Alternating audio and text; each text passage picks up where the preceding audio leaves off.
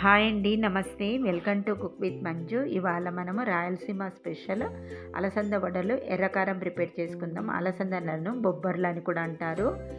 ఈ వడలు బ్రేక్ఫాస్ట్‌లా తీసుకోవచ్చు, ఈవినింగ్ స్నాక్‌లా కూడా తీసుకోవచ్చు. చాలా బాగుంటాయి.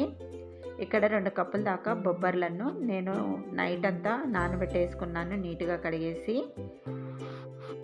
ఇప్పుడు మార్నింగ్ మళ్ళీ ఒకసారి కడుక్కొని మిక్సీ జార్‌లోకి వేసేసుకుందాము. ఆ తర్వాత ఈ హాఫ్ ఇంచ్ అల్లంను పీల్ తీసుకొని ముక్కలుగా కట్ చేసుకొని వేసుకోవాలి. ఒక 7, 8 దాకా పచ్చిమిర్చిని ఇలా ముక్కలుగా కట్ చేసుకొని వేసుకోండి. ఆ తర్వాత ఒక టీ స్పూన్ దాకా జీలకర్ర వేసుకొని ముందు వాటర్ ఏమీ వేయకుండా ఒకసారి మిక్సీ పట్టండి. ఆ తర్వాత తగినంతగా వాటర్ వేసుకొని మిక్సీ పట్టుకోవాలి. వాటర్ ఎక్కువ వేయొద్దు, కొద్దిగానే వేసుకోవాలి. పిండి అనేది మరీ మెత్తగా అలాగని మరీ బరకగా కాకుండా మీడియంగా ఉండేటట్టు రుబ్బుకోవాలన్నమాట. ఇదంతా కూడా మిక్సింగ్ బౌల్లోకి వేసేసుకుందాము. ఇందులోకి పుదీనా సన్నగా కట్ చేసుకొని వేసుకోవాలి. అలాగే కొత్తిమీర కూడా ఇలా సన్నగా కట్ చేసుకొని వేసేసుకోండి. ఇందులోకి మెయిన్గా ఉల్లిపాయలండి. ఉల్లిపాయలు ఎక్కువగా వేసుకుంటే టేస్ట్ అనేది బాగుంటుంది. పెద్ద సైజు ఉల్లిపాయలు 2 తీసుకొని చిన్న ముక్కలుగా కట్ చేసుకొని వేసుకోండి. అలాగే ఒక హాఫ్ టీ స్పూన్ దాకా సాల్ట్ వేసేసుకోండి. సరిపోకపోతే తర్వాత చూసి వేసుకోవచ్చు.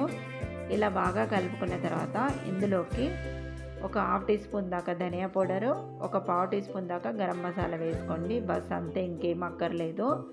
ఇప్పుడు ఇవన్నీ కూడా మంచిగా పిండిలో కలిసేటట్టు కలిపేసుకోండి. ఇలా కలిపేసుకున్న తర్వాత ఇక్కడ చూపిస్తున్న విధంగా ఉండాలన్నమాట. ఈ విధంగా మీరు ప్రిపేర్ చేసుకోవాలి వడపిండి అనేది. ఇప్పుడు మనం ఆయిల్ కూడా హీట్ చేసుకొని పెట్టేసుకోవాలి. ఆయిల్ హీట్ ఎక్కిన తర్వాత మీడియం హీట్లోకి పెట్టుకోండి. పెట్టుకున్న తర్వాత అప్పుడు వడలు వేసుకోవాలి. ఇలా అన్ని వడలు 1 బై 1 వేసుకోవాలి. కడాయిలో ఎన్ని పడతాయో అన్ని చూసుకొని వేసుకోండి. వేసిన వెంటనే తిప్పొద్దనమాట. ఒక 2 నిమిషాలు అలా వేగనివ్వండి వడలను. మీడియం హీట్లో మనము ఆయిల్ను పెట్టేసుకొని ఫ్రై చేసుకున్నామంటేనంటే మంచిగా క్రిస్పీగా వస్తాయన్నమాట.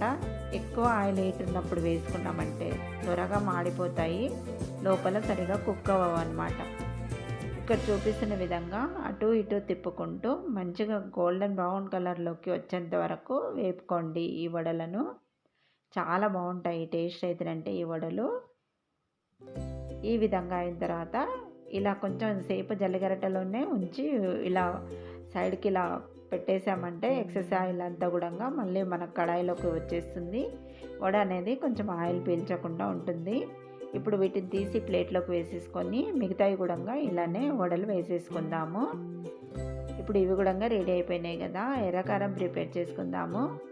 ఒక 12 దాకా ఎండుమిరపకాయలను తీసుకోండి. అలాగే వెల్లుల్లిపాయలు పొట్టు తీసి వేసుకోండి. తర్వాత ఉల్లిపాయలు ఒక 2 ముక్కలుగా కట్ చేసుకొని వేసుకొని కొంచెం చింతపండు వేసుకోండి. ఆ తర్వాత కాస్త ఉప్పు వేసుకోవాలి. తర్వాత కొద్దిగా పసుపు కూడా వేసేసుకోండి. వేసుకున్న తర్వాత మిక్సీ పట్టుకోవాలి. మిక్సీ పట్టుకున్న తర్వాత మరీ గట్టిగా అనిపిస్తుంది కదా, కొద్దిగా వాటర్ వేసుకుందాము. వాటర్ వేసుకొని మళ్ళీ ఒకసారి ఇలా మిక్సీ పట్టేద్దాం. ఇప్పుడు మనకి ఎర్రకారం కూడా రెడీ అయిపోయింది. దీన్ని ఒక బౌల్లోకి వేసేసుకుందాము.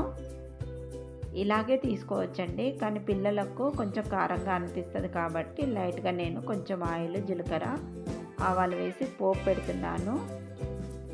మీరు డైరెక్ట్గా పోపు లేకుండా కూడా తీసుకోవచ్చు. చూసారు కదా, ఈ కన్సిస్టెన్సీలో ఉంటుందంటే బాగుంటుంది.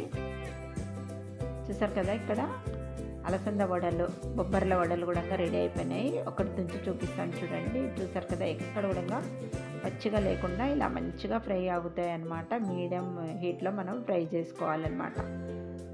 ఎర్రకారంతో సూపర్గా ఉంటుంది. రుచి అయితే అదిరిపోతుందండి. చాలా అంటే చాలా బాగుంటుంది.